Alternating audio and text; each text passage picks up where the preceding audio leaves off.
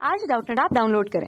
Doubtnut पर अपने सभी गणित, रसायन विज्ञान, भौतिक विज्ञान और जीव विज्ञान के डाउट्स का करो सफाया।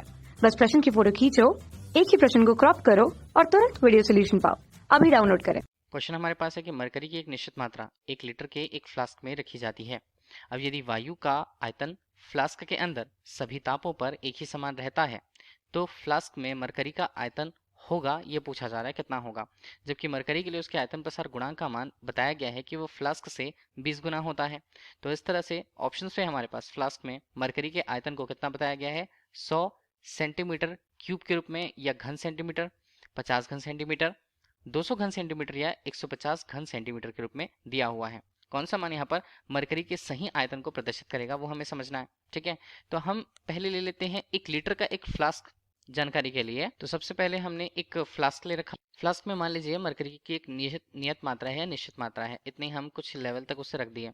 ठीक है, तो ये 1 लीटर उसका आयतन हुआ। पहले तो फ्लास्क का आयतन, उससे मरकरी की एक निश्चित मात्रा है। अब यदि वायु का आयतन फ्लास्क के अंदर, अगर देखिए इसके अंदर वायु की मात्रा, बचे हुए स्थानों पर वायु यहाँ पर मौजूद होगा, इतना हमें समझ में आता है। ठीक है, तो अगर हम ये कहें कि फ्लास्क के अंदर कुल जो आयतन है वो तो V होता है। अब इसके अंदर ये जो उपस्थित है ये हमारे पास वायु होगा और ये हमारे पास जो होगा ये मरकरी होगा। तो मरकरी के लिए क्या बताया गया है क्वेश्चन पे, मरकरी के लिए बताया गया है कि उसकी एक निश्चित मात्रा यहाँ पर रखी गई है फ्लास्क के अंदर। तो मान लीजिए मरकरी की एक नियत मात्रा अगर हम V स्मॉल m के रूप में प्रस्तुत करें और वायु के लिए वो मान कितना हो जाएगा, 1 लीटर ऋण Vm के रूप में हो जाएगा। ठीक है, इतना हमें समझ में आया। अब जैसा कि क्वेश्चन पे बोला गया है कि फ्लास्क जो है, वायु का आयतन फ्लास्क के अंदर सभी तापों पर एक समान रहता है। मान लीजिए अगर हमने पहले तापमान ये T पर मौजूद था, ठीक है, पहले हमने माना। अब इसे अगर ऊष्मा दी जाती है तो ऊष्मा दे जाने के बाद जो इसमें तापमान होता है वो पहले T1 था मान लीजिए और बदल करके वो T2 हो जा रहा है। ठीक है, ये दोनों के लिए अप्लाई होगा, फ्लास्क के अंदर उपस्थित वायु और मरकरी दोनों के लिए। ठीक, फिर यहाँ पे तापमान में परिवर्तन के साथ उनके आयतन में होने वाले परिवर्तन को हमें समझना होगा। तो फ्लास्क हमारे पास है, फ्लास्क किसका बना हुआ है, फ्लास्क बना हुआ है कांच का। कांच को हम बोल देते हैं ग्लास। ठीक है, तो इस तरह से अगर तापमान में परिवर्तन के साथ, मतलब T1 से तापमान जब ऊष्मा दी जाती है T2 में परिवर्तित होता है तो आयतन में परिवर्तन कितना होगा फ्लास्क में, वो हमें देखना होगा। तो आयतन में परिवर्तन जो फ्लास्क में होता है उसे डेल V हम G के रूप में लिखते हैं। ठीक होगा किसके बराबर, जैसा कि बोल रखा है कि वायु का आयतन फ्लास्क के अंदर सभी तापों पर एक समान रहता है, तो मरकरी का भी आयतन जो यहाँ पर चेंज होगा या परिवर्तन उसमें जो होगा वो भी लगभग उसी के बराबर होगा।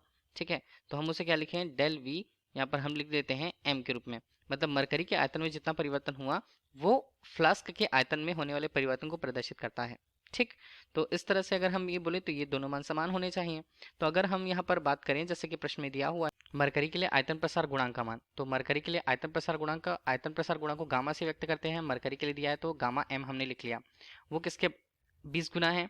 तो ये जो होता है बोला है कि ये फ्लास्क के रेखीय प्रसार गुणांक, फ्लास्को को अगर अल्फा जी के रूप में प्रस्तुत करें तो उसके मान का 20 गुना होता है। ठीक है, तो हमें एक का मान तो पता होना चाहिए। अगर हम कांच के लिए या फ्लास्क जो जिसका बना हुआ है, जैसे कांच का बना हुआ है, तो हम उसके लिए रेखीय प्रसार गुणांक को देखें ग्लास के लिए तो वो कितना होता है, वो होता है 9 गुना 10 की घात यहाँ पर बनता है ऋण 6 प्रति डिग्री सेल्सियस के रूप में।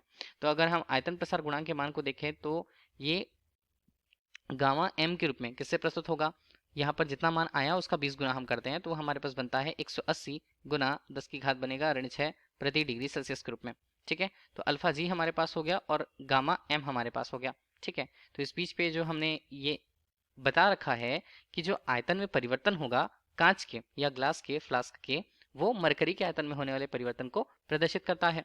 अब अगर हम इन दोनों में संबंध देखना चाहें कि रेखीय प्रसार गुणांक और गामा मतलब आयतन प्रसार गुणांक में क्या संबंध होता है, तो हमें पता है कि आयतन प्रसार गुणांक गामा जो होता है वो रेखीय प्रसार गुणांक का 3 गुना होता है। तो 3 अल्फा के रूप में हम उसे लिख सकते हैं।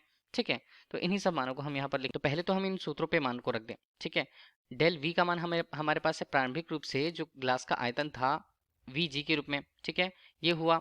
और अगर हम यहाँ पर आयतन प्रसार गुणांक के मान को देखें तो ग्लास के लिए आयतन प्रसार गुणांक को गामा जी के रूप में लिखेंगे और तापमान में परिवर्तन कितना रहे, T2 से T1 के बीच भी परिवर्तित हुआ है तो हम इसे क्या लिख लें, इसे हम लिख लेते हैं T2 ऋण T1 के रूप में। ठीक है, बराबर मान कितना होगा, ये मान बनता है यहाँ पर Vm के रूप में। ठीक है, गुणा हमने करा तो ये हमारे पास बनेगा गामा m के रूप में, और गुणा अगर हमने करा तो इसका मान यहाँ पर बनता है T2 ऋण T1 के ही रूप में। मतलब ये तापमान में परिवर्तन जो है वो नियत रहेगा, तो ये दोनों मान तो कट जाएंगे, इतना हमें समझ में आ रहा है।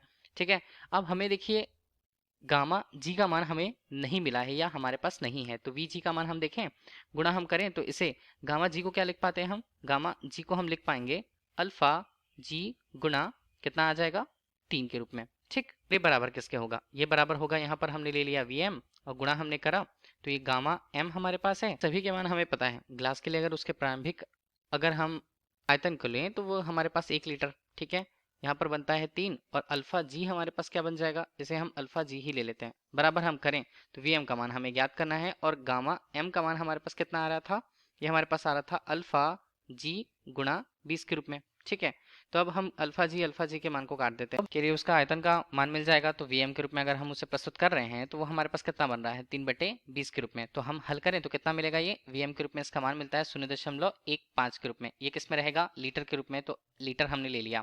ठीक है, वी एम का मान। अब लीटर से अगर हमें इसे देखिए क्वेश्चन दिया किस में है, क्वेश्चन हमें दिया है कि वो सीसी पर है, मतलब क्यूबिक सेंटीमीटर या घन सेंटीमीटर हम उसे कहते हैं। तो लीटर से घन सेंटीमीटर कैसे, यहाँ पर हम जानते हैं 1 लीटर का मान किसके बराबर होता है, 1 लीटर का मान 10 की घात ऋण 3 ये मिलता है मीटर की घात 3 के रूप में। मीटर की घात 3 को अगर हम सेंटीमीटर की घात 3 पे कन्वर्ट करना चाहें तो हम उसे क्या लिखेंगे, 10 की घात ऋण 3 तो हमारे पास होगा। मीटर को सेंटीमीटर में कन्वर्ट किया हमने तो 100 सेंटीमीटर हमारे पास बना, 100 सेंटीमीटर की घात 3 हम कर देते हैं तो ये क्या हो जाएगा, तो हमारे पास ये बना 10 की घात ऋण 3 और गुणा हमने करा तो 10 की घात 2, टोटल करके 10 की घात 6 और ये सेंटीमीटर की घात 3 बन गया। ठीक है, तो 1 लीटर का मान अगर हम सेंटीमीटर घन पर देखें या सीसी पर देखें, ठीक है, यही तो मान होता है हमारे पास, तो कितना होगा 1 लीटर बराबर होता है 10 की घात यहाँ पर 3 सीसी या सेंटीमीटर क्यूब हम कह सकते हैं सीधे ही डायरेक्टली। ठीक, इसी मान को रख के देखते हैं तो 1 लीटर 0.15 में हमें 1000 का गुणा करना पड़ता है। तो इस मान को हम यहाँ पर लेके जाएं तो वो कितना बनता है, वी एम का मान हमारे पास बनता है 0.15 हमने लिया, गुणा हमने कर दिया 1000 का या 10 की घात 3 हम लिख सकते हैं उसे। तो वी एम का मान हमारे पास कितना बन जा रहा है, ये हमारे पास बन जा रहा है 150 किसमें, सी पर। ठीक है, तो यही हमारे लिए क्वेश्चन का आंसर होगा, मरकरी के लिए उसका आयतन 150 सीसी हमें कहाँ मिल रहा है, हमें मिल रहा है विकल्प डी पर, तो विकल्प डी हमारे लिए क्वेश्चन का सही आंसर रहा। Thank you. कक्षा 6 से 12वीं से लेकर नीट, IIT, JEE वो एडवांस के लेवल तक 1 करोड़ से ज्यादा छात्रों का भरोसा। आज ही डाउनलोड करें डाउटनेट ऐप या व्हाट्सएप करें अपने सारे डाउट्स 8400 400 400 पर।